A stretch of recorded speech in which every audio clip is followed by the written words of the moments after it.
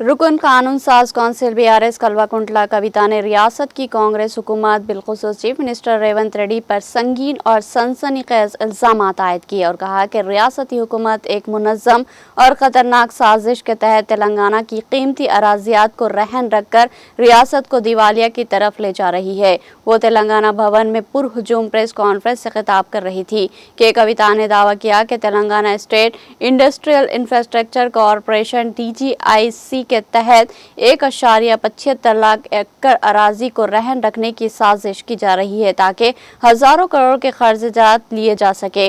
उन्होंने वाज़ेह किया कि इनके पास इन बात का नाकाबिले तरदीद सबूत मौजूद है कि कविता ने इंकशाफ किया कि हुकूमत ने खुफिया तौर पर एक जियो सरकारी अहकामात जारी किए हैं जिसके तहत TGIC को कॉर्पोरेट लिमिटेड से पब्लिक लिमिटेड कंपनी में तब्दील किया जा रहा है। इसका मकसद ये है कि कंपनी को शेयर बाजार स्टॉक एक्सचेंज में ले जाकर मजीद कर्जे हासिल किए जा सके। कविता ने सवाल किया कि अगर स्टॉक एक्सचेंज में नुकसान भी हुआ तो तेलंगाना की कीमती ज़मीनों का क्या होगा।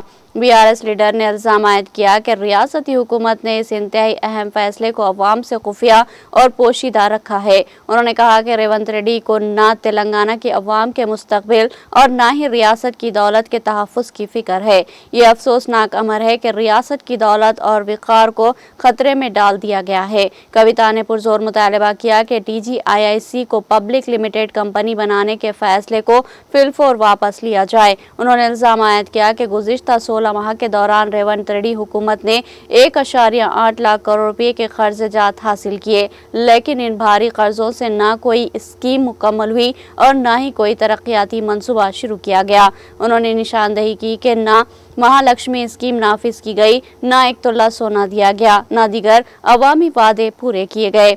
कविता ने कहा कि हुकूमत ने पिछले कर्ज़जात में से सिर्फ 80,000 करोड़ रुपये वापस किए जबकि बाकी 1 लाख करोड़ कहाँ गए। उन्होंने दावा किया कि इनके पास सबूत है कि ये रकम बड़े कॉन्ट्रैक्टर्स को अदा की गई और इनकी अदायगियों में से सीधा 20% कमीशन तकरीबन 20,000 करोड़ रुपये रेवंत रेड्डी की जेब में गए। कविता ने हुकूमत को चैलेंज किया कि अगर ये इल्ज़ाम झूठे हैं तो हुकूमत फौरी तौर पर वाइट पेपर जारी करे और वजाहत करे। उन्होंने कहा कि एक वजीर ने अपनी ज़ाती कंपनी और मेगा कंपनी को बिल्स अदा किए जबकि तरक्याती कामों को मुकम्मल तौर पर नज़रअंदाज किया गया।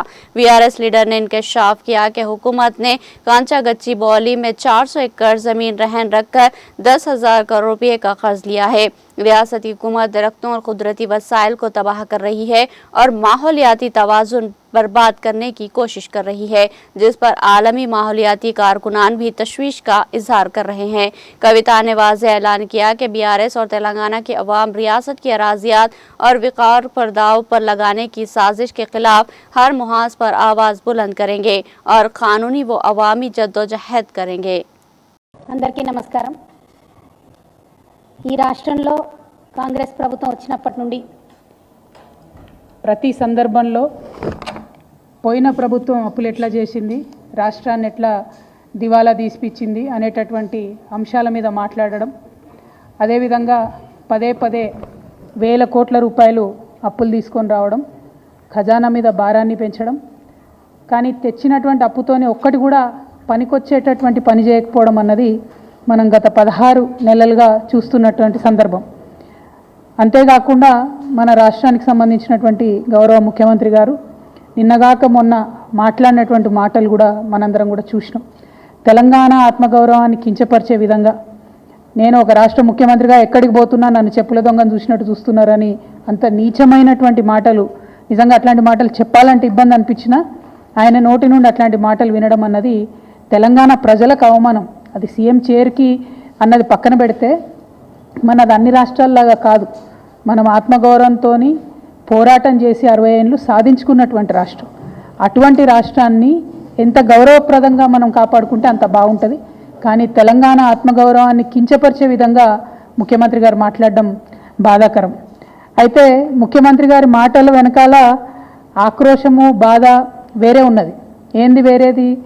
మొన్ననే మనం చూసినాం, 400 ఎకరాలు కంచగచ్చిబౌలి భూముల్ని కుదోబెట్టి 10,000 కోట్ల రూపాయలను అప్పుగా తీసుకొని రావడం జరిగింది. యావత్ ప్రపంచం ముందు తెలంగాణ పరువు తీసినటువంటి ఉదంతాన్ని కూడా చూసినాం.